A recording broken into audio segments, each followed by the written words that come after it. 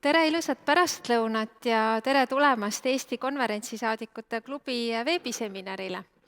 Minu nimi on Kadri Karu, ma olen Eesti Konverentsibüroo tegevjuht ja tervitan teid koos meie heade partnerite Tallinna Konverentsibüroo, Tartu Konverentsibüroo ja Visit Pärnuga. Meie veebiseminaride eesmärgiks on jagada konverentside korraldajatele huvipakkuvat infot, kogemusi, häid näiteid ja case study'sid. Tänase veebiseminari fookusesse oleme me võtnud konverentsiteenuste hankimise. Kuidas koostada päringuid selliselt, et saada oma sündmusele just see kõige parem ja sobivam partner, kes aitab oma professionaalsete lahendustega jõuda suurepärase konverentsini. Meil on stuudios 2 eksperti, kes jagavad oma kogemusi ja häid praktilisi näpunäiteid. Samuti tahame teiega jagada ka natukene konverentsi valdkonna uudiseid. Me kutsume teid aktiivselt seminaril osalema. Teil on võimalus esitada küsimusi. Kui te vaatate programmis, on olemas sellised nupud esinejate pealkirjade juures Q&A. Te saate sinna oma küsimuse sisestada, see jõuab kenasti meieni. Teil on võimalik ka juba esitatud küsimustele, kui see kattub teie huviga, siis nii-öelda poolehoidu ilmutada, pannes sinna pöidlamärgi, ja et kasutage julgesti seda võimalust küsida meie tänastelt ekspertidelt ja kuulda täpsemalt nende kogemusi. Samuti tahaksime me webinari käigus kuulda ka teie tagasisidet, teie arvamust, nii et meil on 2 polli ka plaanis. Te leiate vastamise võimaluse, kui sealsamas Q&A nupu kõrval vajutate nupu task, ülesanded, siis sealt avanevad teile küsimused ja te saate siis endale sobivad vastused valida.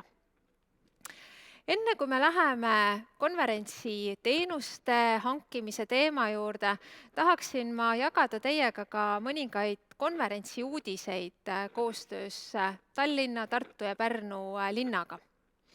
Mis on uut konverentsimaastikul lähiajal tulemas, millest loodame, et võiks ka teile kasu olla? Selle aasta maikuus avab Tallinnas ukse Tradition Collection hotell Tallinn. Tegemist on siis täiesti renoveeritud majaga, mis asub samal kohal, kus endine Radisson Blu Sky hotell.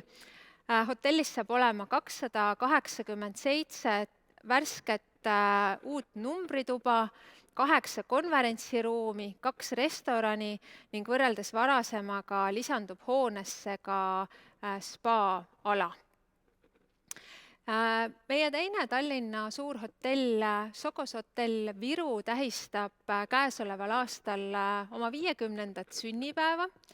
Sellega seoses on hotellil palju põnevaid eripakkumisi nii majutuse kui toitlustuse osas.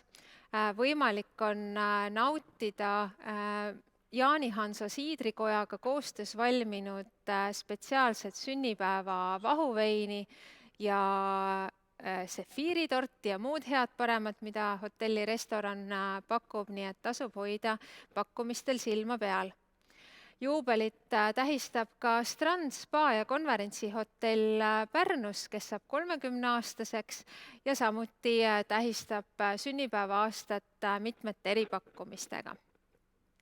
Tallinnas Noblessneri linnakus kohe Lennusadama ja Protta avastustehase vahetusse lähedusse on kerkinud iglupark.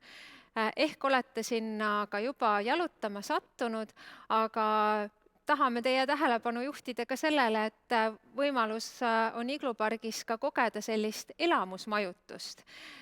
Puust hüttides, kohe mere ääres, olemas on ka koosolekuvõimalused, ka saunad, nii et ka kas kultuurikatlas või Noblessneri valukojas toimuvate konverentside tarvis on kindlasti tegemist sellise erilise ja huvitava majutuskohaga. Tartus on samuti avanud uksed uus hotell, hotell Soho, mis siis pakub nii majutust kui ka konverentsisaali 100 inimesele. Visit Estonia, EAS-i turismiarenduskeskus on saanud valmis uued turundusvideod, mida tahame teile siinkohal välja tuua ja kutsuda teid lahkesti üles neid oma konverentside korraldamisel kasutama. On olemas Eesti üldine tutvustav video Eesti kui konverentsi sihtkoht ja eraldi ka iga linna kohta. Samuti on üles filmitud ka sellised elamustegevused, mis sobivad konverentside vaba aja programmidesse gruppidele. Neid on kokku hetkel 17 tükki, pluss siis ka selline koondvideo nendest kõigist ja sellel suvel kindlasti Visit Estonia filmib neid veel ka lisaks. Me saadame teile kindlasti peale webinari ka lingi nendele videotele, need on leitavad Puhka Eestis keskkonnas ning neid on võimalik ka kasutada selliselt, et te saate oma konverentsi kas tervituse, spetsiifilise informatsiooni nendele videotele juurde lõigata. Nii et kutsume julgesti üles neid kasutama ja meie käest saab täpsemat infot nende kohta. Eesti konverentsibüroo veebilehele oleme koondanud mõned uued blogipostitused. Need on siis sellised, loodame, et teile praktiliselt kasulikud väiksed töömaterjalid nii suuremate grupirestoranide kohta, aga ka jagame infot inspireerivate elamustegevuste kohta Tartus, kuidas virtuaalüritusi paremini korraldada ning oleme ka koondanud info selle kohta, kust konverentsidele toetust saada. Ka Visit Tallinn on oma veebilehte täiendanud uute praktiliste töövahenditega ürituskorraldajatele. visittallinn.ee lehelt professionaalide osast leiab erinevaid artikleid, viiteid ja linke, mis võivad teile konverentside organiseerimisel kasulikud olla, sealhulgas ka juhend kestlike ürituste korraldamiseks. Sellel aastal tähistavad 2 Tallinna märkimisväärset ajaloolist hoonet oma juubelit. Ümmargusi sünnipäeva Rae apteek saab 600 ja Raekoda 700 aastat vanaks ning sellega seoses on ka linnas erinevaid sündmusi kavas nii kevadel kui suvel, nii et jälgige Visit Tallinn.ee veebilehte ja sealt kindlasti leiate põnevat infot. Õnnitlen ka siinkohal Tallinna linna, Tallinna konverentsibürood. Tallinn valiti äsja Congress Magazine poolt parimaks koosoleku sihtkohaks L-suuruses konverentsipaikade kategoorias. See tähendab siis seda, et omavahel võistlesid konverentsilinnad, kus on võimalik kuni 2000 delegaadile mugavalt konverentsi korraldada ning Tallinn siis võitis selles kategoorias uhke esimese koha, edestades väga paljusid Euroopa tuntud konverentsilinnu. Uudiseid on meil jagada ka Pärnust. Kindlasti olete juba kuulnud, et Pärnu lennuliin avaneb 5. maist. Pärnu ja Helsingi vahel saab siis lennata 2 korda nädalas, neljapäeval ja pühapäeval, nii et loodame, et siis ka see uus lennuliin annab paremad võimalused konverentside Pärnusse toomiseks. Helsingist saab lennata ka Tartusse alates 28. märtsist. 5 korda nädalas lennud Tartusse toimuvad ja kindlasti on võimalik Finnairilt ka küsida konverentside jaoks selliseid eripakkumisi. Et jällegi konverentsibüroode poolt saame siis teile kontaktidega abiks olla. Viimasena märgiksin ära ka toetused konverentsidele. EAS-i turismiarenduskeskuse konverentside toetusmeede on jätkuvalt avatud. Kutsume teid üles seda võimalust oma tulevate sündmuste puhul kasutama. Oleme kuulnud lubadust EAS turismiarenduskeskuselt, et see meede jätkub ka järgmistel aastatel.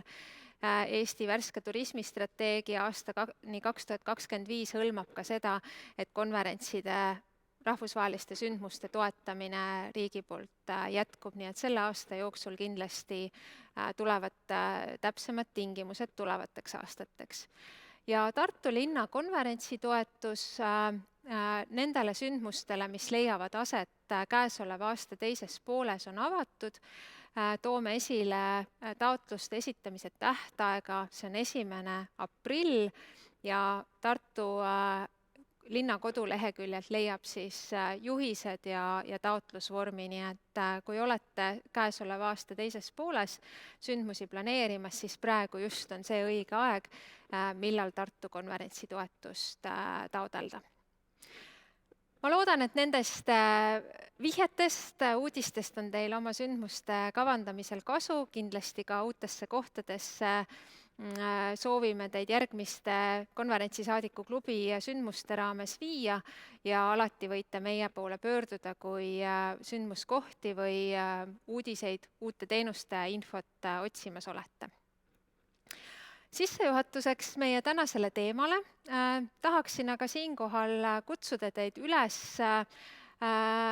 aktiivselt avaldama oma arvamust ja jagama meiega natukene infot oma plaanide kohta. Ma tahaksin küsida, et kui palju meie tänastest webinaril osalejatest on mõnda sündmust korraldamas või planeerimas, kas siis sellel aastal või järgnevatel aastatel. Kui te lähete siis Workshopi keskkonnas programmi lehele ja vajutate sealt tasks või ülesanded, siis avaneb teile küsimus ja seal saate oma vastuse anda. Et ma näen, et hulk vastuseid on meile juba laekunud. On neid, kes siis sellel aastal sügistalvel planeerivad üritusi ja ka neid siis, kes veel kavandamas üritusi ei ole. Et see on meile selliseks heaks ka taustainfoks. Ja teise küsimuse juurde liikudes sooviksin teilt uurida, et kuidas on teie kogemused, kas olete konverentsi korraldusfirmade abi oma sündmuste organiseerimisel kasutanud? Tundub, et meie tänasest osalejaskonnast terve hulk on koostööd juba teinud korraldusfirmadega ja on ka neid, kes veel mitte. Ma loodan, et neile, kes ei soovi, ei planeeri kasutada või alles kavandavad seda, võiks ka sellest tänasest infost, mida me jagame, natukene kasu olla, et anda teile ideid ja inspiratsiooni, mis on need võimalused, mida siis korraldusfirmad saavad teile pakkuda. Aitäh teile kõigile vastamast, aktiivselt osalemast. Ma paluksingi meie järgmise teema katmiseks siia lavale endaga liituma Miku ja Heli. Olge head.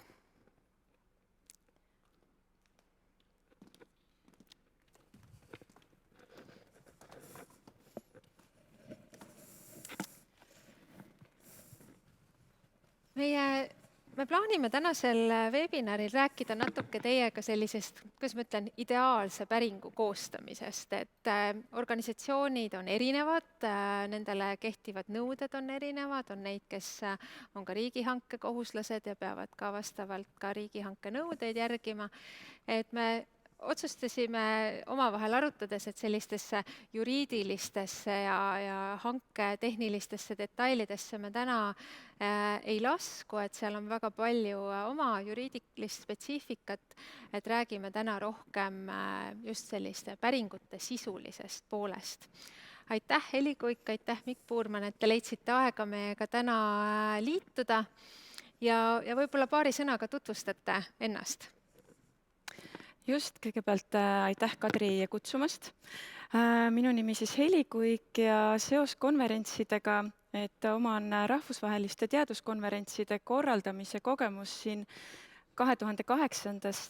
aastast, siis lisaks parlamentaarse dimensiooniga konverentside korraldamise kogemust seoses Euroopa Liidu eesistumisega Eestis ja siin 2016.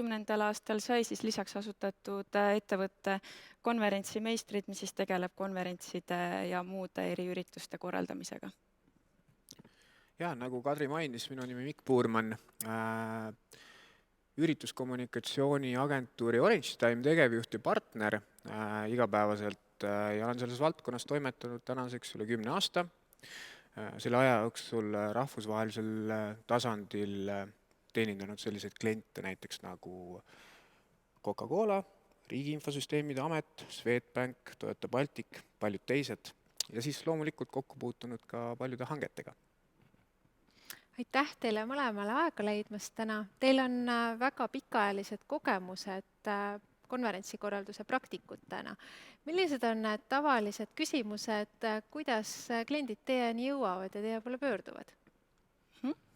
Et kui ma siin siis alustan, et enamasti on meie portfellis praegu püsikliendid, kes siis juba pöörduvad oma konkreetse idee või unistusega. Teisalt on siis läbi soovituste tulnud kliendid.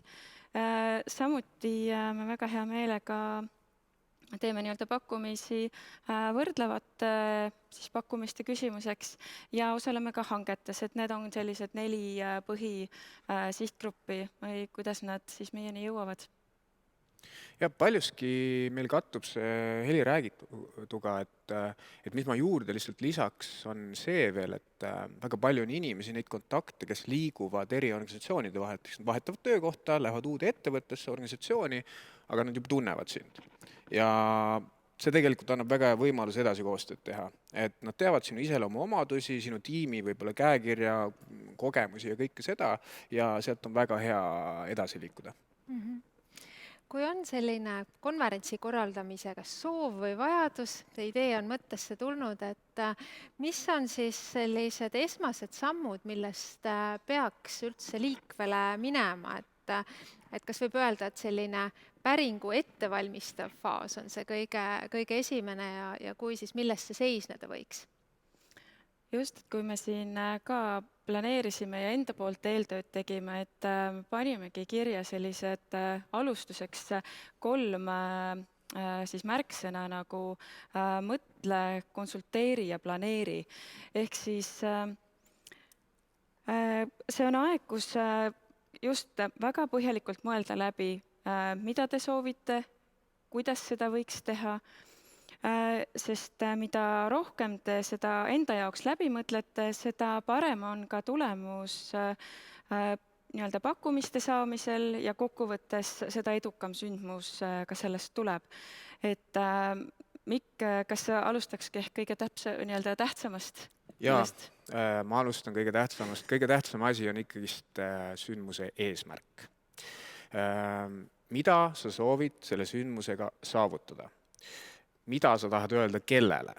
Ja see viibki kohe selle järgmise olulise nüansi juurde, elemendi juurde nimega sihtgrupp. Sihtgrupi juures pead arvestama esiteks siis loomulikult inimeste hulk, et keda sa tahad sinna sündmusele kutsuda või keda kaasata, aga täpselt samamoodi, et erineva sihtrühma siis huvid. Et see kõik ära kaardistada. Ajafaktor. Siin on nüüd 2 poolt. Esiteks see, et millal sa ise üldse hakkad ette valmistama seda sündmust, millal sa hakkad sellele mõtlema. Et suurte sündmuste puhul meie soovitus loomulikult on see, et alusta sellega võimalikult vara, nagu ikka kõlab klišeelikult, aga nii on, et pigem selline aasta varem juba, kui mitte veel varem, sõltub sündmuse suurusest loomulikult. Ja siis teine asi aja puhul on see, et mis on see aeg, kuhu sa seda sündmust reaalselt planeerid, mis on see nädalapäev, mis on see kuupäev. Veendu selles mõtlemise käigus, veendu selles, et see ei kattuks koolivaheaega näiteks, et sellel päeval ei oleks riiklikke tähtpäevi ja me ei räägi ainult Eestist, kui me räägime rahvusvahelistest konverentsidest, siis mõtle sellele, et kes on see sihtrühm taaskord, kes sinna tuleb ja võib-olla just konkreetselt selles sihtriigis on mõni rahvusvaheline püha. Et sellised nüansid selle aja juures on väga-väga olulised, et just ka nädalapäeva näiteks vaadates, et sõltub jälle sündmusest, teatud sündmused sobivad nädala lõppu, teatud sündmused võib-olla nädala algusesse. Et see kõik läbi mõelda kenasti. Ja nüüd formaat. Enne Covidit me teadsime, et üritus on see, kui inimesed saavad ühes saalis kokku. Tänaseks me teame, et saab ka teistmoodi. tegelikult saab täitsa edukalt. Mõtle läbi, et kas sa tahad teha ainult kontaktüritust, mis siis tähendabki, et sul tulevad kõik inimesed ühte kohta kokku, või sa tahad teha seda hübriidis, mis tähendab seda, et osa inimesi on saalis, programm toimub saalis ühes kindlas ruumis, aga seda kantakse üle ka võib-olla kodudesse, kontoritesse. Või on see hoopis täis virtuaalüritus, mis tähendab siis seda, et kogu see nii-öelda eesmärk, mis sa tahad saavutada, kandub üle läbi veebi võib-olla inimestele, kes on oma kodudes, kontorites. Heli? Kas sisu samamoodi on midagi, millele peaks tähelepanu pöörama? Just, et kui siin võttagi programm, siis programm ongi kõige selle süda. Et miks me seda teeme, miks seda kuulatakse, miks sellele osaletakse ja sellega haakuvad ka kõik korralduse nüansid. Et nii palju kui võimalik tasukski läbi mõelda, et esiteks siis milline on nii-öelda, nagu Mikk ütles, see formaat, kuidas on planeeritud kõned, ettekanded, paralleelsessioonid, töötoad, kas on nii-öelda ka just mitu päeva see kestab. Väga oluline nüanss, mitmele päevale see programm üles ehitatakse, kas on eeljärelüritusi, kas on järelüritusi, siis kõik see info on vajalik teile endale läbimõtlemiseks ja ka partneritele pakkumiste koostamiseks. Sotsiaalprogramm jällegi väga oluline, kus meile, kas te plaanite vastuvõtte, õhtusööke, kas te soovite korraldada erinevaid ekskursioone või tuure oma konverentsi külastajatele, kas kaaslastele on vaja mingi programm välja mõelda, et need on väga-väga olulised. Ja samamoodi siit edasi minna nõuetele, et kindlasti teie teate juba nii-öelda eos oma peas ka, et millised on need nõuded, mis teie konverentsile kehtivad. Ehk siis, kas need on teie organisatsioonist tulenevad nõuded, võime siin näitena tuua ka ravimifirmad. Samamoodi, kas on kaaskorraldajaid, kas on partnereid, kelle reeglid siin olulised on, see tähendab ka iseenesest juba logode kasutamist kõikidel materjalidel ja igal pool mujal. Nüüd, jah, ja just samamoodi, et mõelge läbi, et kas ta on nii-öelda traditsiooniline üritus ja kõik see info pange juba sinna päringusse kirja ja seda on väga oluline silmas pidada. Nüüd toimumiskoht, eks, et mis käis läbi, on osalejate arv, nii-öelda sihtgrupp, aga kui palju osalejaid me tegelikult siia koha peale ootame, sõltuvalt siis formaadist, kas me ootame siia koha peale rohkem osalejaid veebi, rohkem osalejaid koha peale, mis formaadis see üritus koha peal toimub, mis on see nii-öelda saalipaigutus, kas me oleme tõesti teatristiilis, klassiruumi stiilis, banketi stiilis, kas on erinevaid nii-öelda, milliseid ruume on vaja, erinevad töötoad, paralleelsessioonid ja kas on ka erinevaid kohtumise ruume vaja, kas on näituse ruumi eraldi vaja. Ja lisaks muidugi, mis on ka väga elementaarne, on siis toitlustusala, et see oleks piisavalt suur, võttes arvesse seda osalejate arvu, keda koha peale oodatakse. Kuidas sulle tundub, kas tehnika peale, kui palju tehnika peale peaks mõtlema, Mikk? Pisut peab. Tehnika on üldjoontes ikkagist väga oluline. Ja oluline just selles kontekstis, et taaskord, kuidas sa oma neid eesmärke täidad ja seda sisu edasi annad, et siis tehnilised vahendid tegelikult peavad korras olema. Ma ise mõtlen, et mulle väga meeldib, kui teinekord kliendid pakuvad mingi lahenduse, et näed, et ma olen näinud, et kuskil sellist asja, et on toimunud, et mulle nii õudselt meeldib see. See annab juba väga hea ülevaate selleks, et näed, et mis tal mõttes on või kuidas ta ise näeb, et mis see võiks olla. Isegi kui see võib-olla tehniliselt näiteks on liiga keeruline või liiga kulukas, siis vähemalt see annab väga hästi selle suuna kätte, et kuidas ta näeb seda lahendust. See on hästi oluline. Et juhtuks jah lihtsalt seda, et on mõeldud ühtemoodi, pole seda kirja pandud ja lõpptulemus on see, et me tegelikult ei saa seda tehniliselt lahendada. Et siis on halb.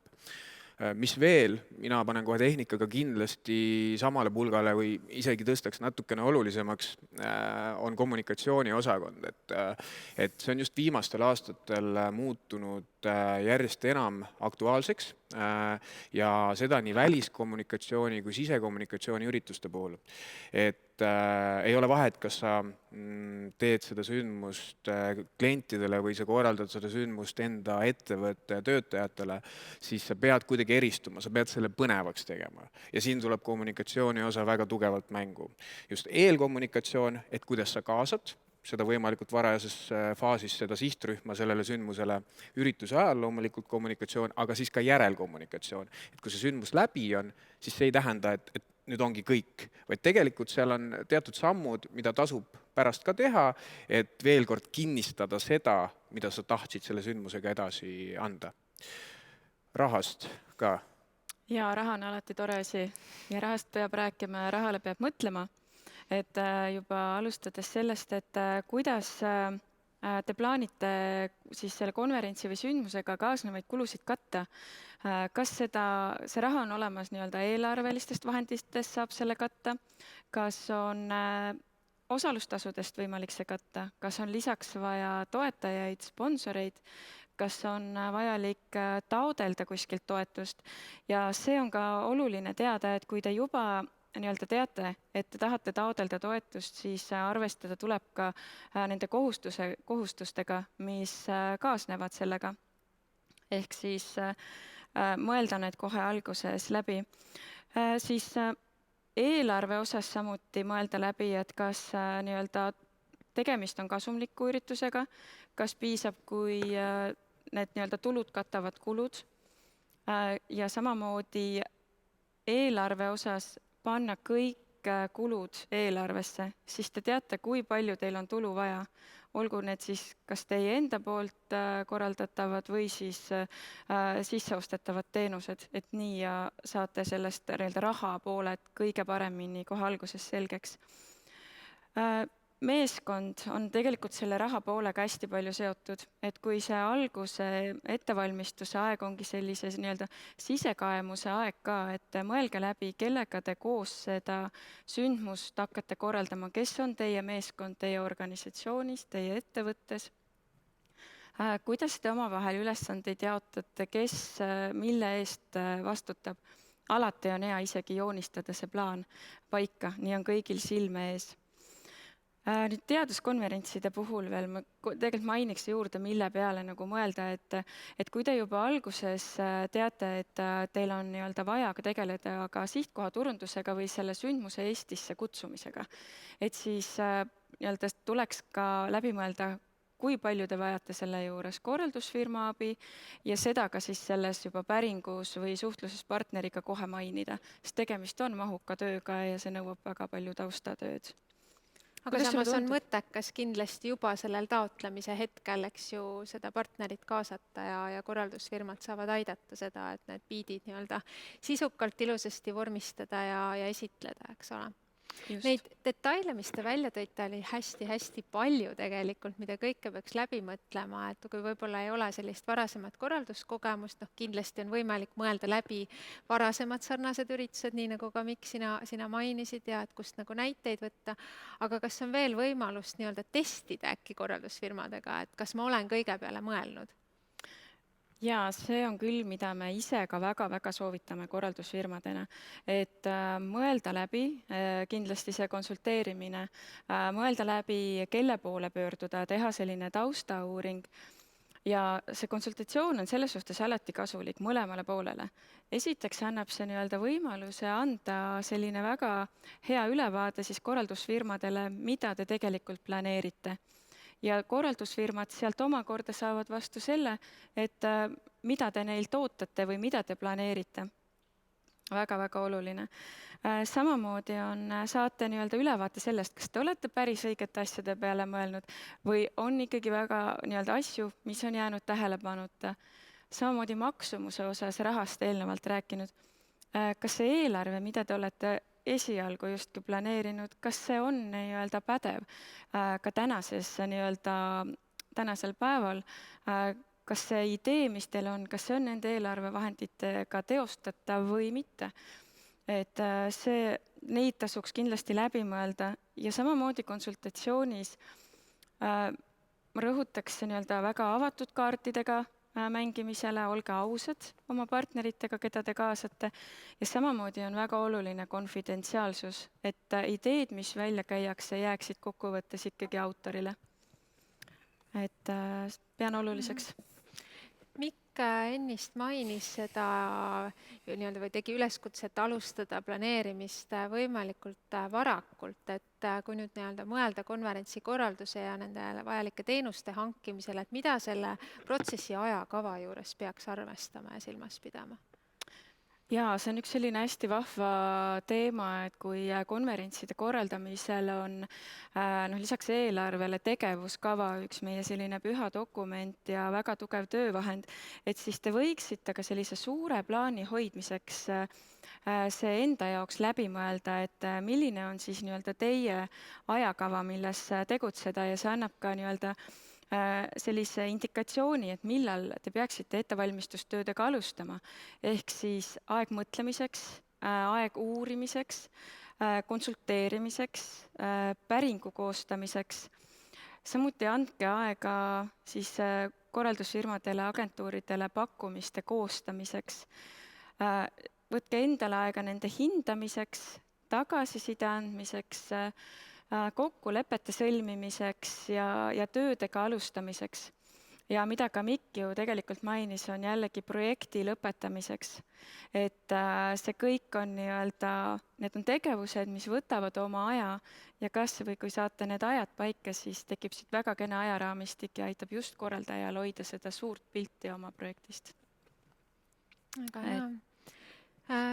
Mikk, ma küsiksin sinult, kuna Orange Time on väga hästi tuntud oma silmapaistvate loovlahenduste poolest ja ka tunnustusi saanud nende eest, et mida üldse loovus ja looming ja loovlahendused sündmuste, konverentside kontekstis tähendavad ja mida ka just selle teenuse planeerimisel ja hankimisel peaks loovlahenduste osas silmas pidama?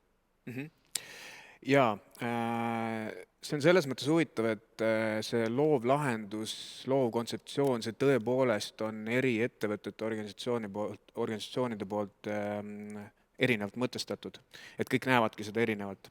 Ja seetõttu võib-olla ongi hea nagu rääkida sellest natukene laiemalt, et mis meie näeme, et mis selle alla võiksid kuuluda, mis sellised tegevused, elemendid. Üldiselt ma alustaksin sellest, et meie kui agentuuri, kui teenusepakkuja jaoks on see kontseptsioon kõige olulisem. Kõige olulisem selles mõttes, et sellest saavad kõik järgmised tegevused planeerimisprotsessis samamoodi on allutatud sellele kontseptsioonile. Et kõik, mida sa pakud selle sündmuse raames, et see on tegelikult peaks olema seotud selle kontseptsiooniga. Nüüd selleks, et seda loovkontseptsiooni luua, selleks oleks vaja saada võimalikult palju taustinfot.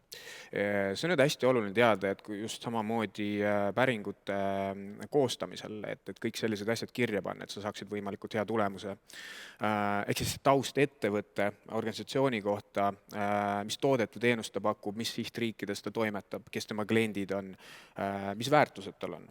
Täpselt samamoodi sihtrühm, konkreetselt siis selle sündmuse raames, mida sa parasjagu planeerid, kes need inimesed on, mis kultuuriruumist nad tulevad, sooline, vanuseline erinevus, mis sihtriikidest nad on. Kui see on oma töötajate sündmus, siis info selle kohta anda, et mis on see keskmine töötaja tüpaaž, sõnumid, mis sa tahad edasi anda ja samamoodi parasjagu aktuaalsed teemad. Et need on kõik olulised nüansid selleks, et luua väga head loovkontseptsiooni. Nüüd, mida veel hinnatakse või kuidas hinnatakse seda loovust, et paljud näevad, et näiteks visuaalne keel on oluline osa sellest loovusest. Ma olen nõus, ongi kindlasti.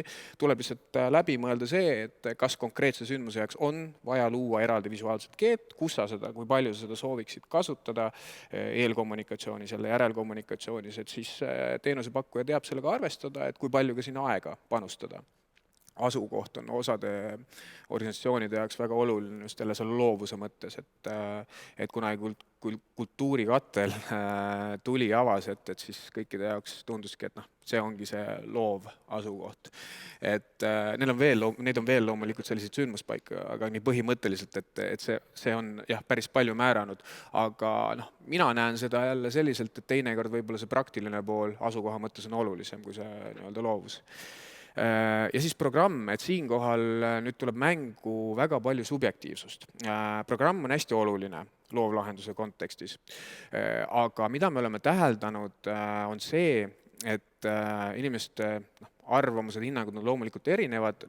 Mõnele meeldib Tõnis Niinemets, teisele meeldib Johannes Tralla, hästi selline erinev, see on lihtsalt niisugune näide, aga nii põhimõtteliselt, et seal tekibki see selline isiklik arvamus.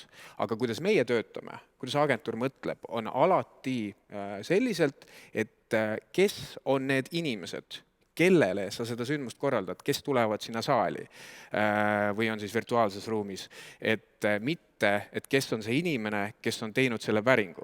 Et sellest peab väga palju, sellest peab aru saama ja sellest peab lähtuma, et need isiklikud huvid tuleb selle programmi juures alla suruda, paratamatult.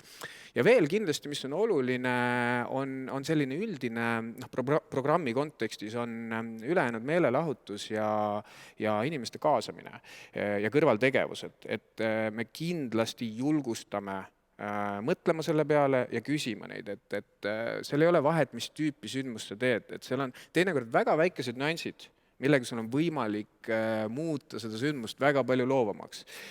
Inimeste kaasamine väga lihtsalt. Et väikesed asjad, aga töötavad väga hästi. Et loovlahendus ei seisne ainult sündmuskoha valikus ja ruumidisainis, vaid tegelikult me võime öelda, et see on nii-öelda kogu sündmuse tervikdisain, mis siis peaks tegelikult toetama neid eesmärkide ja tulemuste saavutamist. Jaa, täpselt nii. Lihtsalt oluline veel kord on see, et sa mõtleksid läbi, et mida sina selle all silmas pead ja paneksid selle kirja ja edastaksid selle info ka teenusepakkujale. Olles kõik need erinevad üksikasjad läbi mõelnud, mida te Heliga kirjeldasite, et kuidas siin nii-öelda on võimalik läheneda üldse sündmuskorraldus, et üks võimalus on ju võtta ja asuda ise korraldama ja teha ise oma tiimiga omal käel ära. Miks üldse ja mis puhul või kas üldse peaks konverentsi korraldusfirmat või agentuuri kaasama ja mis on siis see väärtus, mida need ettevõtted pakuvad sündmustele? No kindlasti need teadmised, selles mõttes, et korralduspartner on ju kursis sellega, mis toimub ja puhtalt selle varasema kogemuse pealt ta teab, kuidas üles ehitada projektiplaani, tegevusplaani. Et sina kui sündmuse korraldaja, mitte siis kui korralduspartner, just sina, kes sa soovid seda sündmust korraldada ja tellid teenust, sa tegelikult ei peaks hakkama nullist looma mingit uusi tegevusplaani struktuure kui sellised. See kõik on juba olemas. Et see on üks väga oluline nüanss kindlasti selle partneri puhul. Teine asi on eelarvestamine. Üks asi, et ta on kursis, nagu ma ütlesin, turul toimuvaga, et võib-olla ilma päringuid tegemata juba oskab sulle öelda, et kui palju üks või teine teenustoode maksab. Aga teine asi on just see, et ta aitab sul tegelikult eelarvelisi eesmärke ellu viia. Mis tähendab seda, et kui sul on näiteks eesmärk sellel konverentsilt ka tulu teenida, siis korralduspartner on see, kes aitab seda kokkuvõttes teha. Ja siis igasugused ootamatused, COVID, hästi palju on muutunud selle COVIDi käigus, et just nagu reeglistikku, samamoodi sündmuste puhul, et kui palju inimesi tohib, kas nüüd tuleb maski kanda, nüüd ei tule maski kanda, kas meil on vaja kontrollida tõendeid, kõike seda, et selles mõttes, et korraldusfirma on valmis selliste asjade jaoks, et sa ei näe ette, mis juhtub, aga ta tegelikult oskab ennetada, et igasuguseid asju võib juhtuda. Ja selles mõttes, et sa pead endalt selle stressi maha võtma või see ongi nagu oluline, et sa saad endalt selle maha võtta, et sa tead, et sul on partner, kes tegelikult oskab nende asjadega toime tulla. Siis kindlasti üks hea partner on kursis sellega, mis turul toimub. Ja kui me räägime igasugustest trendidest, siis ma mõtlen selle all seinast seina valdkondi. Kas see on toitlustus, kas need on esinejad, mingid uued tehnoloogilised nüansid, vidinad, kõiksugu selline, et kui sa tahad hea olla, siis sa pead olema nende asjadega kursis. Ja seda on see, mida ma näen, et ka meie kliendid palju hindavad, et nad teavad alati, et kuulge, et te ju teate, et äkki saate nagu abistada, et mingis valdkonnas, et mida me võiksime teha. Minu arust üks hästi hea näide just viimastel aegadel on Metaverse'i temaatika, et järjest rohkem klientide poolt on tulnud ka küsimusi selle kohta, kõik räägivad sellest, et kuulge, et mis see on ja me tahaks ka midagi saada, aga keegi mitte midagi ei tea tegelikult, et mis see siis päriselt on. Ja noh, nüüd ongi see koht, et meie ülesanne on ennast kurssi viia ja mis asi see Metaverse siis on ja kuidas me saame seda ära kasutada, et sellel konkreetsel sündmusel. Et need on need trendid, et sa pead kursis olema, kui sa tahad olla hea. Siis loomulikult see korraldusfirma kaasamine ja temaga koostöö tegemine, see tegelikult ju harib sind. Ja iga kord ei olegi, võib-olla väikeste asjade puhul ei olegi tarvis kaasata partnerit, aga kui sa oled eelnevalt temaga kokku puutunud, siis tegelikult sa oled ennast kogu aeg harinud ja kui sa nüüd teed individuaalselt, mis on ka täiesti okei, sa tegelikult juba tead, et sa oled juba kogenenum. Ja kindlasti ajaline võit, et korraldusfirma kaasamine ei tohi olla sulle kohustus, et ta põhimõtteliselt kaasad korraldusfirma ja siis sul on 2 korda rohkem tööd. See peaks täpselt vastupidi olema. Hea partner aitab tegelikult sul seda aega võita, et sina saaksid keskenduda endiselt enda teemadele edasi ja tema tegeleb enda asjaga ja kokkuvõttes tuleb väga hea tulemus. Aga millist eeltööd peaks siis tegema, et selliste partneriteni jõuda, kellega kas üks kord teha või selline pikaajalisem koostöö, et kuidas need firmad üles leida? Ja ma tahan esmalt öelda tegelikult seda, et me saaksime ühtemoodi kõik aru, et korraldusfirmad alati panustavad pakkumise tegemisse nii-öelda individuaalselt, selles mõttes individuaalselt, et nad käsitlevad igat päringut eraldiseisvana. Et ei ole, et meil on siin üks folder ja siis me võtame ja muudkui saadame laiali, et tegelikult see on lihtsalt hästi oluline nüanss aru saada, et kuidas me töötame ja just see, et kuidas saada see parim tulemus. Mis kindlasti on oluline, et sa tutvuksid nende partneritega, potentsiaalsete partneritega, teenusepakkujatega, kes turul on, vaataksid, et millega nad tegelevad täpselt, mis klientidega, mis nende varasem kogemus on. Ja enne käis ka täpselt see läbi, et sa tegelikult oled see konsulteerimise pool, et sul on võimaluse juurde küsida. Väga okei jälle, et tutvu nendega ja siis võib olla nii, et sul tegelikult ei olegi tarvis üleüldse detailset päringut veel koostada, vaid sa võib-olla leiad oma selle hea partneri palju lihtsamalt. Mul on siinkohal ka üks hea näide tuua meie hea klient Coca-Cola, kes näiteks niimoodi siis just Coca-Cola Euroopa turundus, kes soovis eelmisel aastal korraldada oma sellist aasta virtuaalkoosolekut, otsis endale selliselt partnerit, et ta ei küsinud mitmete agentuuride käest detailset pakkumist selle sündmuse jaoks, tegelikult see oli ka konverentsi tüüpi pisut, aga ta tegelikult küsis erinevatelt Euroopa agentuuridelt nende kogemust, mis nad varasemalt teinud on, suhtles nendega ja palus võib-olla sellised lihtsalt esialgsed ideid, et kuidas me lahendaksime. Ja see oli väga sümpaatne, sellepärast, et ei kulutanud üksteise aega ja kokkuvõttes selle baasil tehti otsus, kellega jätkata ja tänaseks me jätkame ka sellel aastal. Et jah, võib-olla see otsus oli sümpaatne sellepärast, et see läks nii, aga ja, igatahes tegelikult see viis, ma arvan, on igati õige, et sa ei pea liiga palju aega kulutama.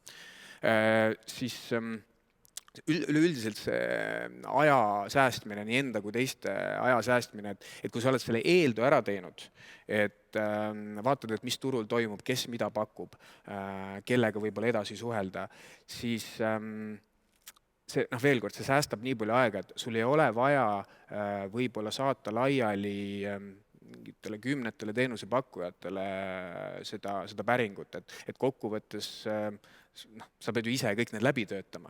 Meil lihtsalt veel kord üks näide, et siin mõned aastad tagasi tuli üks küsimine ühe sündmuse kohta ja me saime teada, et see on saadetud laiali rohkem kui 40 teenusepakkujale Eesti kontekstis. Me olime selles mõttes väga üllatunud, sest meie teada nii palju teenusepakkujaid Eestis ei olnud tol hetkel. Ja see on täpselt see koht, et kus sul tegelikult on nii lihtne öelda ei, mis tähendab seda, et väga palju häid pakkumisi ja väga palju võib-olla häid koostöövõimalusi jääb tulemata, sellepärast et sa oled lihtsalt selle kõik laiali saatnud ja jäänud siis ootama, et nüüd peaks tulema. Ei tule, sellisel juhul ei tule.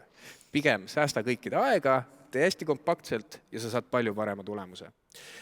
Ja siis mõtle kindlasti läbi, et kas sa tahad terviklikku teenust või osalist lahendust, et see on ka täiesti okei, et kui küsitakse võib-olla lihtsalt mingit programmi osa, lihtsalt see tuleb kirja panna ja oma ootused ära kaardistada. Hästi, ka Eesti konverentsibüroo poole pöördutakse just teinekord, et leida endale seda korraldusfirmast partnerit ja kindlasti meie koduleht ja linnade kodulehed on need allikad, kust saab teenusepakkujate kohta infot ja just ka seda taustainfot, et kes mis tüüpi teenuseid pakub ja millised on kogemused ja sinu näitele täienduseks meenub mul endal üks kogemus, et Heli, sinul on hästi palju just erialakonverentside korraldamise praktikat, et kuidas sa näed, et kas selline tava on nagu ka korraldusfirma vaatest okei, aga meil oli üks erialakonverents, korraldaja otsis endale partnerit, ta valis meie veebi kaudu endale sellised huvipakkuvad ettevõtted välja ja me aitasime korraldada kohtumised enne üldse, kui päring teele läks ettevõtetele, et kuna need ettevalmistusajad teinekord on võib-olla aasta, 2 aastat isegi, et ka see selline inimeste vaheline isiklik keemia peab nagu väga hästi klappima ja selle baasilt valiti siis välja need ettevõtted, kellele üldse päring teele läks. Et kuidas sa näed, Heli, et kas selline praktika on asi, mida võiks viljeleda? Jaa, ma olen sellega täiesti päri ja just täpselt, et ma alati ütlen, et it takes two for tango, et ma saan aru, et meil on ikkagi mingil määral kohustus korraldada neid erinevaid hankeid või võrdlevad pakkumisi ja seal on omad tingimused, aga jah, tõesti, et kui vähegi võimalik on see ka partner kaasata endale selliselt nagu muul viisil, tõesti, et saada see väga hea nagu tunnetus ja keemia paika, siis seda parem on koostöö, seda parem on tulemus, et kõik selle ühe eesmärgi nimel ainult. Ja väga nõus. Ja kui nüüd on need firmad niimoodi orbiidile tekkinud, et kellele siis see päring saata, et kuidas Heli peaks panema seda pakkumise sellist sisu siis kokku või milline peaks olema see tehniline kirjeldus, mis siis välja saadetakse?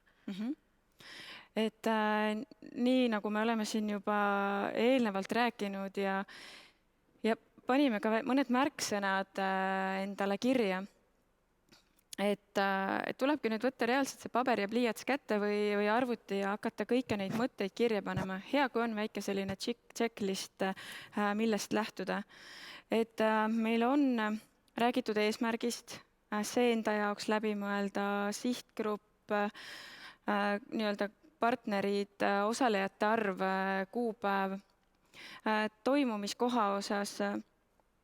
Mainige ikka kindlasti see ära, mida te välistate ja mida te eelistate. Et see on väga oluline, kas või sinnamaani, et kaugus kesklinnast, ühistranspordiga ligipääs, parkimisvõimalused, et mis on teie jaoks olulised. Formaat, kindlasti mõelge läbi, milline on see formaat, sellest algab kogu see pakkumise koostamine ja edasine töö. Programm täpselt ongi kogu see süda ja pange nii palju kirja, kui te teate. Et oleks selline raamistik paigas vähemalt, et teada siis millest lähtuda. Samamoodi, mida soovida, siis moderaatorid, siin on loovlahendus, sealhulgas meelelahutus, sotsiaalprogramm. Et te ei pea sealjuures ise mõtlema välja lahendusi, vaid lihtsalt markeerige ära, et need on osa sellest programmist ja need võiks olla. Kui on endal mingi kindel nägemus selle juures, siis alati võib selle muidugi lisada.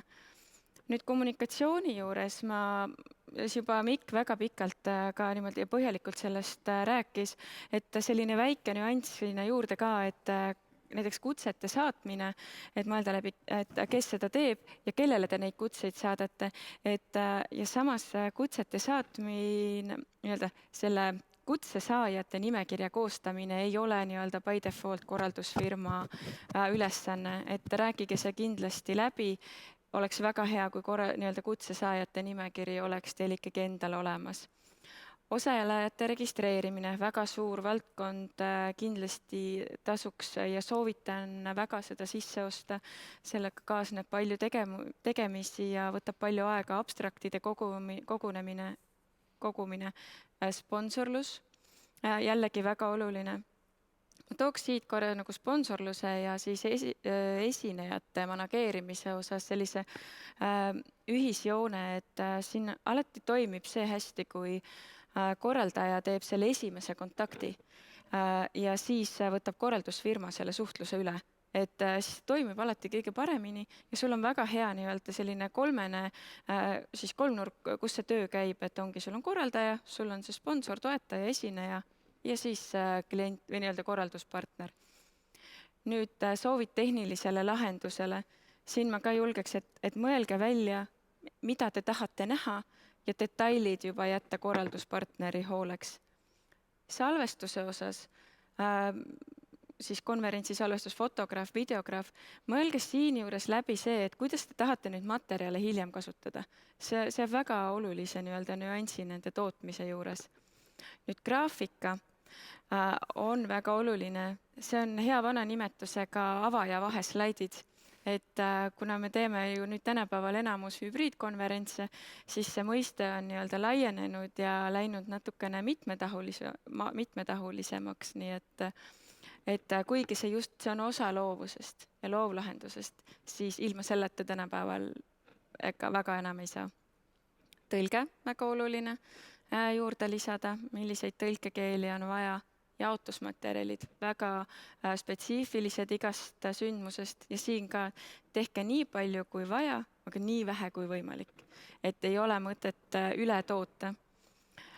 Toitlustus, väga oluline, kui seal on erinevaid nüansse, mida soovite välja tuua. Transpordi osas, keda on vaja transportida ja kelle transport läheb konverentsi eelarvesse. Neid sõite on erinevaid, aga just mis puudutavad eelarvet ja mis puudutab siis seda korraldust, mida te sisse ostate. Majutuse osas samamoodi, et kui palju abi vajate selle jaoks korraldusfirmalt ja mis kulud lähevad eelarvesse. Kohapealne sekretäriaat ei saa me ilma selleta. Kui sündmus on käes, meil on väga palju abikäsi vaja ja kindlasti sellesse tasub panustada, et teil oleks kohapeal professionaalne sekretäriaat. Nõuded meeskonnale, jällegi mõelda läbi, mis on teie jaoks oluline. Kui siit kohe on näha, et projektijuhtimine elementaarne, ilma selleta ei saa. Kas loovjuht on oluline, et sõltub nii-öelda, et milline see meeskond peaks olema, kes kindlasti teie nii-öelda projektiga tegeleb. Tooge kindlasti ka välja see, mis tegevusi te ise teete. Et pakkumise koostamise käigus või siis partner teaks, et ta ise neid ei kata. Ja samamoodi rääkida need läbi, mis mahus te ise teete, mis osas oleks ikkagi vaja sealt ka korraldaja poolset toetust. Ja samamoodi nõuded korraldusele, kui teil on oma spetsiifika, siis kõik see kindlasti siia kirja panna. Ja nagu Mikka mainis, oma väärtused, eesmärgid, mõtted on siin juures nagu väga-väga olulised. Ma küsiksin, Mikk, sinult, et kuidas, kui nüüd Heli kirjeldas nii-öelda selliseid konverentsi spetsiifilisi detaile, mida päringusse panna, et päringu koostamisel, et milliseid tingimusi võiks panna nii-öelda selle pakkuja kohta päringusse ja kuidas seda päringut vormistada selliselt, et saada endale võrreldavad pakkumised? Jaa, need nõuded teenusepakkujatele, jah, tõepoolest, need ongi erinevad ja see veel kord kõik tulebki lihtsalt kirja panna, et me teame, millest lähtuda. Et mõelda läbi, et mis tüüpi teenused üldse sul endal vaja on ja mida pakutakse taaskord turul, et see korralduspartner, nagu siit jälle eelnevalt on läbi käinud, tegelikult tegeleb mustmiljoni asjaga, et aga mida sina jälle oluliseks pead, et me ju võimegi rääkida copywriting ust, me võime rääkida disainist, programmi kokkupanekust, et seda kõike on väga palju. Samamoodi, et tema kogemus just nende tiimiliikmete näol, kes seal on, kes need projektijuhid on, mida need projektijuhid personaalselt on varasemalt korda saatnud, kellega kokku puutunud, mis klientide projekte läbi viinud. Et see pool kindlasti oluline ja noh, tasub mõelda ka sellele muidugi, et isegi kui see võib-olla teinekord tundub, et sellel partneril ei pruugi olla seda pädevust nagu tiimis in-house sees, mida parasjagu sul vaja on, siis küsi lisa, sellepärast et tegelikult me ju toimetame niimoodi, et meil on omakorda endal väga-väga palju partnereid meil kui korraldusfirmadel.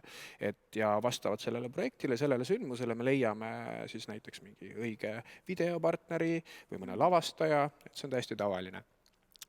Ja noh, finantsilised näitajad ka, et tulevad teinekord tuleb ette, et on väga olulised. Ja ma olen sellega väga nõus, et tegelikult su korraldusfirmal võiks ikkagi raamatupidamine korras olla. Et ja mis veel need materjalid, et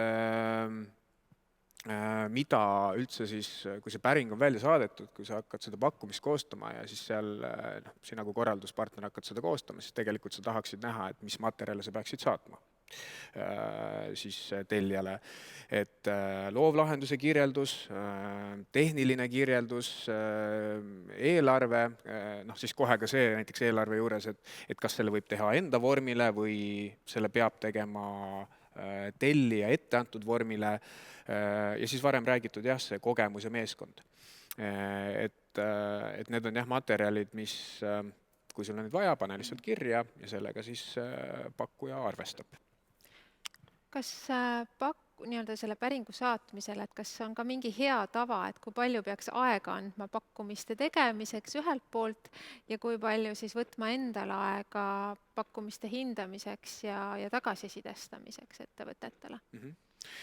On ikka, taaskord see loomulikult sõltub, et kui suurest sündmusest, väiksest sündmusest me räägime, aga ütleme, keskmiselt on niimoodi, et esmalt, et mõtle enda jaoks läbi, et millal sa saadad selle päringu üldse välja. Kui sa oled selle päringu välja saatnud, siis anna aega minimaalselt 2 nädalat. Aga ma ütleks kuni selline siis 5-6 nädalat, et saada pakkumine vastu. Ehk siis see on see aeg, mille jooksul on võimalik potentsiaalsetel koostööpartneritel see läbi töötada, esitada lisaküsimusi ja pakkumine kokku panna. Ja siis see edastada. Siis tuleb võtta endaks aeg, et see läbi töötada. Seda oleks ilus teha ka selline maksimaalselt 4 nädala jooksul. Et pigem 2-4. Et me jälle säästaks kõikide aega, et me teaksime, et kuidas oma aega planeerida, milliste tegevustega saame jätkata. Ma arvan, et see on selline hea aeg. Ja ilmselt arvestada ka enda aega, et olla valmis nende pakkujate küsimustele vastama ja et oleks nii-öelda meeskonnas kokku lepitud, kes see siis on, kes neid küsimusi vastab. Eks? Just ja lisaks ka see, et mis meetodil toimub see suhtlus, et hanke kontekstis on see väga kindel, aga tõesti, kas see on siis nii-öelda telefoni, email või on ka kohtumised lubatud, et kõik see nii-öelda alguses läbi mõelda, et see info oleks selge kõigile. Meil on tulnud ka mõned küsimused meie publiku hulgast, mida siin hea meelega kasutaks teie ekspertiisi ära, et veel kord pöördudes tagasi korraldusfirma poolt pakutavate teenuste juurde, et kui siin keegi, kes soovib korraldada konverentsi, et siis küsimus on, et kui ta leiab ise esinejad ja paneb kokku kava, et kas siis korraldusfirma on see, kes leiab osalejad ja ka läbiviimise organiseerib, et kus need teenuse piirid lähevad? Ma arvan, et Heli, sa oled võib-olla parem vastama sellele. Mina läheneks sellele nii, et see korraldusfirma ja see konverentsi korraldamine on ikkagi nii-öelda korraldaja ja korraldusfirma vaheline koostöö ja korraldusfirma saab siinkohal saata kutseid välja ja teeb teha selliseid korralduslikke küsimusi, aga ta ei saa võtta vastutust selle eest, et sul on saal täis. Ta saab anda enda panuse sellesse, aga nagu ma enne mainisin ka, et selline nimekiri kutsutavatest samamoodi organisatsioonid, kelle poole pöörduda, see peaks tulema kliendi poolt ja korraldaja poolt alati, see sisu tuleb kliendi poolt. Korraldusfirma on see, kes korraldab ja panustab siis nii-öelda oma ideede ja oma kogemusega sinna juurde. Kui praegu on selline nii-öelda hübriidkonverentside aeg ikkagi jätkub ja palju ka korraldatakse selliseid virtuaalseid sündmusi, et kas teie nagu annaksite mõne hea soovitusega, et kust läheb see piir, et millal on mõttekas korraldada füüsiline üritus, kas see on kuidagi nii-öelda osalejate arvust ka sõltuv või ei saa nii öelda? No ma ütlen ausalt, see on võib-olla selline personaalne arvamus, aga midagi me peame arvama. Et ma alati pooldan loomulikult füüsilist kontakti, see on selge. Aga mida need 2 aastat on õpetanud, tegelikult on väga palju ajaliselt just väga ebaefektiivne tuua teatud sündmuste puhul inimesi üle maailma ühte kohta kokku. Et see, mida varem tehti kogu aeg, siis tegelikult ma olen nõus sellega, et see ei pruugi olla mõistlik. Aga ikkagist nii palju kui võimalik ja kui me räägime võib-olla kohalikust tasandist, siis see inimkontakt, see vahetu kontakt, no selle vastu ei saa. Mitte midagi ei ole teha. Et see on ülioluline ja see, et kui sa tahad lavalt anda ka enda mingit sõnumit edasi, siis ilmselgelt toimib ja see sõnum jõuab palju paremini kohale siis sellele inimesele, kui ta istub siin ees, siin saalis. Et seetõttu see minu soovitus oleks võimalusel ja eriti kui me räägime kohalikust tasandist, ikkagist tuua inimesi saali kokku. Üks selline murekoht, mida nende inimeste kokkutulemise või toomise osas siin ka meie kuulajad on esile tõstnud, on see, et registreerutakse väga viimasel hetkel. Üha rohkem on seda viimase hetke registreerumist. Et kuidas teie näete, et mida siin saaks ette võtta, kui üldse? No ma siinkohal lisaksin juurde, et registreeritakse viimasel hetkel ja ka tühistatakse viimasel hetkel. Et siin ongi jälle see, tulles tagasi, mida Mikk rääkis, selle korraldusfirma kaasamise kasu. Et ta oskab nii-öelda hinnata seda kuldset keskteed, kuidas nii-öelda see kõik kenasti välja veaks.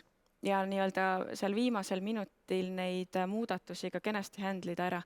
Et, aga tõesti, jah, sinna vastu me midagi ei saa. Kõik on jäänud nii-öelda väga lühikeseks ettevalmistusaegade osas, et seda enam on vaja seda tegevuskava, on vaja nii-öelda head korraldust, et see tulemus oleks ikkagi hea. Kas niisuguse hea tulemuse osas ka näiteks, kui mõelda konverentsi programmile, kus on vajadus korraldada paralleelsessioone, et kas on ka selline hea praktika teie kogemuses, et mitu paralleelsessiooni on mõistlik ühel konverentsil teha? 2, rohkem? Või millest see sõltub üldse? No, palju sõltub see temaatikast ja inimeste arvust loomulikult. Sellepärast, et on konverentse, kus sa tuledki võib-olla esinejate pärast. Ja mis tähendab seda, et see konverentsi korraldaja, see programm on juba loodud ka selliselt, et sul oleks võimalikult suur variatsioon esinejatest, mis omakorda tähendab seda, et sul lihtsalt paratamatult on vaja teha neid paralleelsessioone võimalikult palju. See on ka võib-olla pisut subjektiivne, aga varasemale kogemusele tuginedes 500 kuni 1000 inimest konverents, siis on täiesti tavaline, kui on 5-6 paralleelsessiooni. Sellepärast, et sa tead, et tegelikult need inimesed, isegi kui need on 1000, need kõik ei ole nendes saalides, aga seal on väga suur hulk, kes tegelikult ju on kuskil fuajees ja lobiseb, mis on ka täiesti okei, et see on ju ka konverentside mõte, et omavahel suhelda. Aga suured tänud teile, Heli ja Mikk, korraldusfirmade vaate jagamise eest, et ma usun, me saime palju selliseid praktilisi soovitusi ja häid ideid, aga kuna, nagu sa Heli ka ütlesid, korraldusel on nii-öelda 2 poolt ja meeskonnas 2 osapoolt, et ma paluksin meiega liituma ühe konverentsi korraldaja, doktor Artur Kleti, kes on oma arstipraktikale lisaks korraldanud väga palju nii rahvusvahelisi kui Eesti-siseseid teaduseriala konverentse, et kuidas on teie vaade rahvusvaheliste sündmuste organiseerimisele ja ma võib-olla isegi esmalt enne korraldusteemasid isegi küsiksin, et te olete väga palju konverentse organiseerinud, et mis on olnud see motivaator ja mida see teile arstina ja oma eriala eestvedajana on andnud? No võib-olla ma tooksin esile kõigepealt seda, et me oleme väikses riigis ja kui avaneb selline võimalus korraldada mingi suurejooneline üritus siin ja meie kolleegid Euroopas ja mujal maailmas teavad, kui väike me oleme. Ja meil on võimalus teha meie riiki kas või korraks palju suuremaks, vähemalt nende inimeste silme jaoks. Teine motivaator võib-olla seisneb selles, et varem, kui ei olnud võimalik korraldada hübriid- ehk virtuaalüritusi, siis paljudele meie kolleegidele, eriti just võib-olla noortele kolleegidele, ei olnud just väga palju suuri võimalusi osaleda suurtel üritustel, mis on väga kallid, kui tuleb väga kaugele sõita. See oli jälle väga hea võimalus tuues need maailma nimed siia koha peale ja praktiliselt kõigil meil inimestel oli võimalik see väga üpris hõlpsasti tulla koha peale ja kuulata vahetult saalis, kuidas need inimesed esinevad. Just ma väärtustaks võib-olla kõige rohkem need diskussioonid, mis tekivad näiteks peale iga esinemist ja see on omaette väga suur väärtus. Ja viimaks ma mainiks võib-olla ka seda, et suuremate või prestiižimate ürituste korraldus on alati teatud konkurents, kes tahavad seda korraldada ja laua peal on alati mitu riiki või mitu soovivad seda korraldada. Siin mängib rolli ka võib-olla mingi väike edevus, et sa tahaks just saada seda õiguse endale ja sa nagu võistled natuke nende teiste inimestega ja siis selleks, et seda saavutada, sa pead muutma kuidagi selle oma ettepanekut võimalikult atraktiivsemaks ja et kui nad kuulavad, kuidas sina näed, kuidas sa tahad seda teha ja mida sa oleks võinud neile pakkuda ja siis tekib ta soov, et just see on koht, kuhu me tahaksime tulla. Teil on oma põhitööle lisaks olnud see aeg, või te olete võtnud selle aja, et neid sündmusi siia Eestisse kutsuda, edukalt võistelda teiste sihtkohtadega korraldusõiguse saamiseks. Et kuidas teie olete või kuidas te hindate seda, et millal on mõttekas ise korraldada üks sündmus ära ja millal siis seda korraldusteenust sisse osta ja kaasata seda korraldusfirmat partnerina? Ja kui ma meenutan, kui me alustasime päris ammu, siis me olime nii naiivsed ja arvasime, et milleks kulutada raha mingi firma peale, me saame oma tiimiga, oma vabatahtlike kolleegidega seda suurepärast ise hakkama, aga hiljem, kui me juba esimest korda tegime suure ürituse koos korraldusfirma, siis me avastasime, kui tõhus see tegelikult on. Ja see raha, mida sa näiliselt hoiad kokku üritusele, see tegelikult toob mitmekordselt tagasi endale, kui see üritus on just väga professionaalselt ja väga kõrgel tasemel korraldatud. Ja täna ma võin täiesti veendumusega öelda, tugines oma kogemustele ilma firmadeta ja tänapäeval minu arvust ei ole selliste ürituste korraldamine üldse mitte kuidagi enam mõistlik. Just, et need lisaväärtused on olemas ja seal, aga millised on teie kogemus, siin oli ka juttu sellest, et mida kõike peaks läbi mõtlema, et mis võiksid need esimesed sammud olla korraldaja vaatest või mis teile on olnud need esimesed sammud, et üldse selle korraldusideega liikvele minna? No kui ma kuulasin see Mikku ja Helini vahepeal, see kõik tuli väga tuttav ette. Me oleme kõik seda läbi elanud, täpselt need samad mõtted, see alati on seatud konkreetse temaatikaga. Ja siis, kui sa mõtled kõigepealt selle peale, kuidas seda korraldada, sest rääkides erialistest üritust, siis väga suurt rolli mängib tänapäeval need nimed, keda sa saad siia tuua. Sest kui me saadame juba esimese teade või first announcement'i välja ja seal on ära toodud need nimed, see juba paneb väga paljud inimesed kohe huvi tundma ja nad saavad oma kalendrisse juba kirja panna, näiteks ma kindlasti tahaks sinna üritusele minna.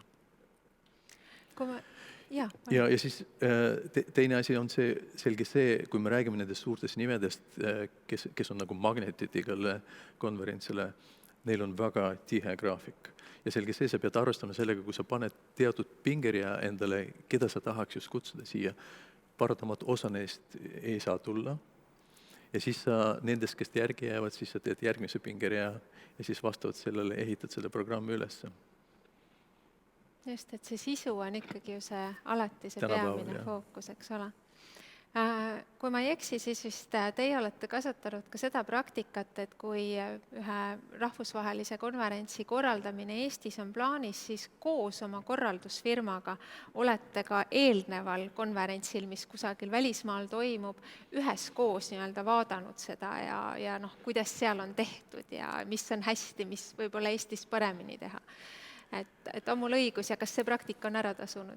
Ja praegu ma võin kinnitada küll, et see on 100% tasunud sellepärast just, kui sa teed midagi väga suurt ja sul on väga väiksed kogemused ja sa lähed aasta enne üritust, mida me planeerisime Tallinnas korraldada, hoopis teise riiki, kus oli nagu eelnev konverents ja sa pead nägema seda formaati ja sa näed seal võib-olla selliseid nüansse, mida sa tavalise arstina ei pruugi kunagi tähele panna.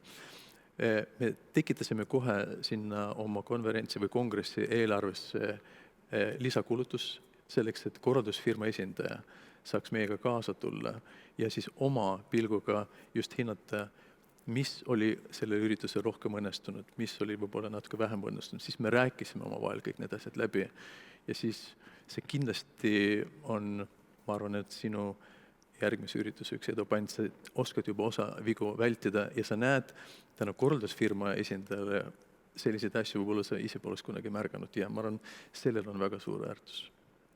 Ma tooks siin välja, see on võimalus ka reklaami teha oma järgmise aasta üritusele, minnes kohale eelmisele üritusele, kui lubatakse. Just täpselt.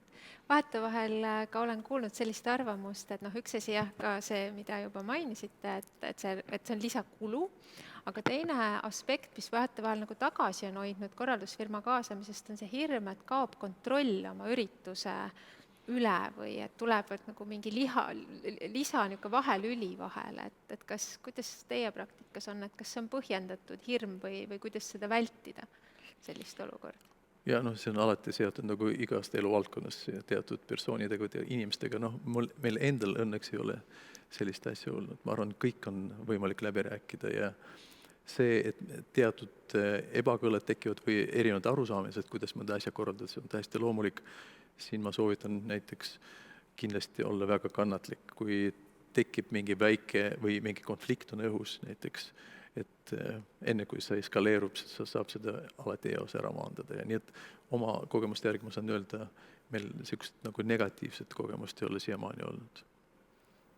Jällegi, nagu ka ennist siin Heliga mainis, et selline kommunikatsioon ja läbipaistvus ilmselt ja koostöötahe on need, mis võiksid aidata selliseid probleemolukordi vältida. Aga kas, kui mõelda, et meie erialaspetsialistid, teadlased, kes rahvusvaheliselt maailmas liiguvad, et mis oleks teie poolt sellised 3 soovitust nendele oma valdkonna ürituste Eestisse kutsumisel? Ma kindlasti soovitaks mitte üritada seda teha oma jõududega. See, kui te kaasate, eriti kui teil on olemas selline korraldusfirma, kellel on juba eelnevalt head kogemused olnud, kes tunneb juba teie stiili, kes teab, mida te temalt ootate ja see aitab alati kokku hoida teie energiat, aega ja millest ma olen täiesti veendunud tänapäeval, et ka lõppkokkuvõttes ka raha. Et tegelikult hästi korraldatud üritus tasub ennast alati mitmekordselt ära ja paljuski mitte ainult sinu enda panusest, vaid ka kui palju sinu partnerid just korraldusfirma osas saavad kaasa aidata. Seda ma võin päris kindla peale öelda praegu oma nende aastate kogemuste peal. Väga tore. Aitäh nende kommentaaride eest ja ma võib-olla lõpetuseks küsiks ka, et Heli ja Mikk, et mis teie poolt oleksid sellised võib-olla 3 niisugust mõtet, mida te tahaksite meie webinari lõpetuseks rõhutada, et mida tänasest nii-öelda kaasa võtta veel? Ma siis enda poolt just mõtlesin ka ja sain kinnitus sellele, et korraldajatele soovitus, et mõelda suurelt, aga 2 jalaga maa peal olles. Et kindlasti julgege unistada. Saatan peitub detailides ja korraldusfirma teab neid detaile. Ja samamoodi, nagu ma ka mainisin, et see konverentside või sündmuste korraldamine on ikkagi hästi suur koostöö. Et siin just, ja kuna nii-öelda kui korraldusfirma teab enda poolt, siis siin on ka kliendi poolt väga oluline see oma eriala tunnetus. Ja ta teab oma sihtgruppi ja ta teab oma valdkonda ja sellest koostööst sünnib kindlasti väga hea tulemus. Mikk? Ma arvan, esmalt see puudutab ikkagi seda päringu koostamist. Et selle koostamise käigus ma soovitan siiralt jagada maksimaalselt infot, see, millest me kõik täna rääkinud olema. Panna kirja nii palju infot kui võimalik enda organisatsiooni, enda eesmärkide, enda mõtete kohta, sest et see kokkuvõttes aitab saavutada seda eesmärki ja see toob sulle nii-öelda parema pakkumise lauale, sisukama siis.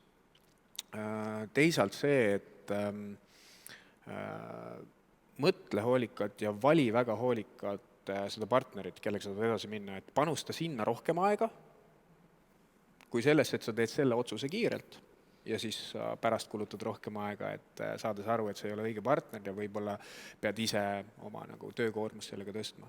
Ja selle juures, mis on veel oluline, siis selle partneri valiku juures, et mõtle loovuse peale. Mõtle sellele, et see loovus võib aidata sul neid eesmärke ellu viia. Et see loovus on paratamatult oluline osa sündmuste korraldamisel, sõltumata, kas nad on vähem või rohkem konservatiivsed. Ja kolmandaks, mis ma tahan öelda, on see, et kui sa oled oma partneri valiku teinud, siis usalda teda, sest et sa oled ta põhjusega valinud. Aitäh! Suur aitäh, doktor Klett, et te leidsite oma kiire töö kõrval aega tulla kommentaare jagama meile konverentsi teenuste hankimise teemal ja julgustamast, et Eestisse eriala teaduskonverentse kutsuda ja ka korraldusfirmadega koostööd teha nende organiseerimisel. Ja aitäh teile, Mikk ja Heli, oma kogemusi ja soovitusi jagamast. Suur tänu Videalile meie tänase tehnilise toe eest. Me teeme kõik tänased slaidid teile kättesaadavaks peale webinari, samuti need lingid, millele viitasin oma sissejuhatuses.